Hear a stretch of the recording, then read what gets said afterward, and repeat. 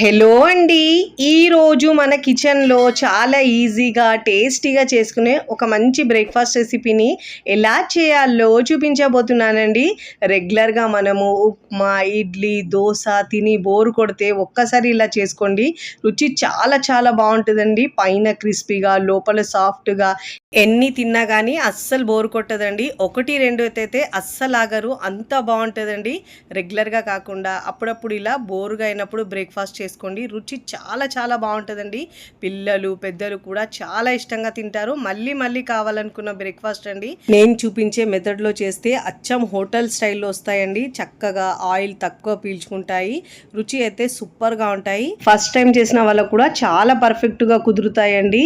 మరి ఇక ఏమాత్రం ఆలస్యం చేయకుండా చాలా ఈజీగా సింపుల్గా చేసుకునే బ్రేక్ఫాస్ట్ని ఎలా చేయాలో ఆ ప్రాసెస్ని ఇప్పుడు చూద్దాం రండి. ముందుగా ఇక్కడ నేను ఒక పెద్ద గిన్నె తీసుకున్నానండి.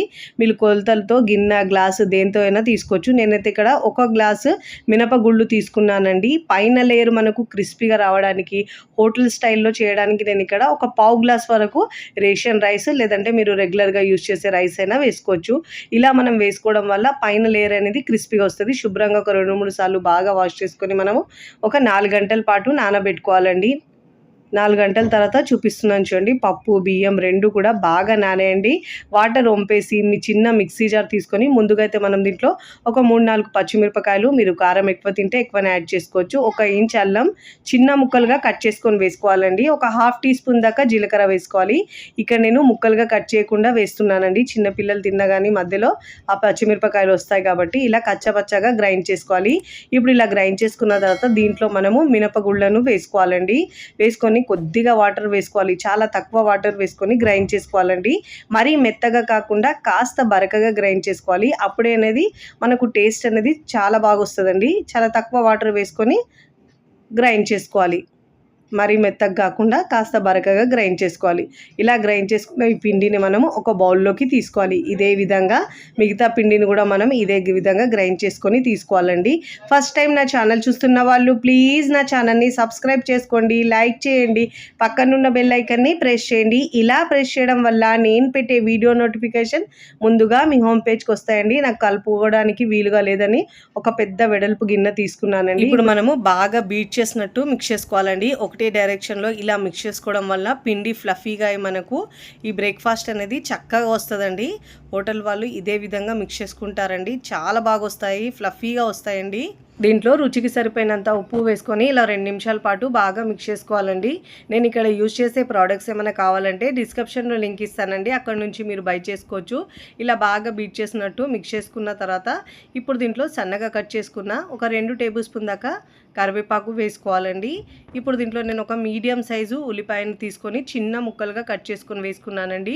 ఒకవేళ మీకు ఉల్లిపాయలు ఇష్టం లేని వాళ్ళు స్కిప్ చేసినా పర్వాలేదు, కానీ ఇలా వేసుకోవడం వల్ల తినేటప్పుడు టేస్ట్ అనేది చాలా బాగా వస్తుందండి.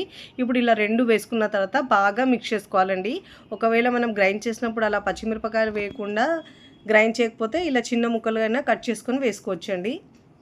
ఇప్పుడు ఇలా బాగా మిక్స్ చేసుకున్న తర్వాత కన్సిస్టెన్సీ మీకు చూపిస్తున్నాను చూడండి. వీడియోలో చూపించిన విధంగా ఈ కన్సిస్టెన్సీ ఉండాలి. అప్పుడే మనకు వడలు అనేవి చక్కగా వస్తాయండి. ఇలా మనము చేతిని ఇలా శుభ్రంగా వాష్ చేసుకున్న తర్వాత మనం ఇలా వాటర్లో డిప్ చేసి చేతిని మనం ఇలా వేసుకుంటే చక్కగా వస్తాయండి. ఇలా ఫస్ట్ టైం చేసిన వాళ్ళకు, ఇలా చేతితో చేయడం రాని వాళ్ళకు కూడా నేను ఇలా చూపిస్తానండి మరో విధంగా కూడా మీకు. ఇక్కడ మనం చిన్న గిన్నె ఉంటుంది కదండి, దానికి ఇలా వాటర్ అప్లై చేసుకొని దానిపైన ఇలా రౌండ్గా చేసుకొని మనం అలా చేసుకున్నా కూడా చాలా చక్కగా వస్తాయండి. ముందైతే మనం గిన్నెకి కాస్త వాటర్ అప్లై చేసుకొని ఇలా మనం పిండి ముద్ద పెట్టుకొని ఇలా ఈక్వల్గా స్ప్రెడ్ చేసి ఇలా మధ్యలో హోల్ పెట్టుకొని మనం ఆయిల్లో డ్రాప్ చేసుకోవాలండి. మీడియం ఫ్లేమ్లో కాల్చుకోవాలండి. అప్పుడే మనకు లోపల వరకు కాలి బాగా సాఫ్ట్గా ఉంటాయి. అదే మంటను మీరు హై ఫ్లేమ్లో ఉంచితే పైన కలర్ వచ్చేసి లోపల పచ్చి పచ్చిగా అలానే ఉంటాయి.